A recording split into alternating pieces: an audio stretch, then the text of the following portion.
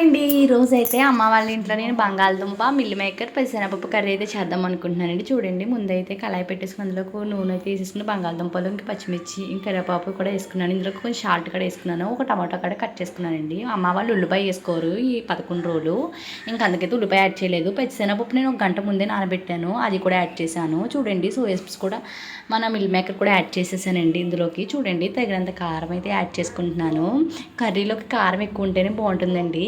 నేను పెసరపప్పు ఉడకబెట్టలేదు కదండి, అందుకైతే కర్రీ వండినప్పుడు కొంచెం వాటర్ ఎక్కువ తీసుకున్నాను. అందుకైతే 2 గ్లాసుల వాటర్ తీసుకున్నాను. చూడండి, ఇక్కడైతే జీలకర్ర నూరేసానండి. ఇంక మా బాబుకి స్కిన్ ఎలర్జీ వచ్చిందండి, వాడి కోసం అయితే వేపాకులు వేసి వాటర్ కాస్తున్నాను పక్కన.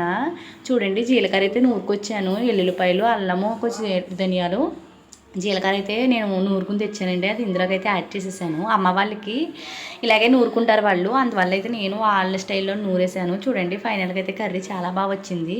మిక్సీలో పట్టుకున్న అమ్మ అయితే ఫ్రిడ్జ్లో పెట్టుకోదండి, అప్పటికప్పుడే చేసుకుంటుంది. బాయ్ అండి.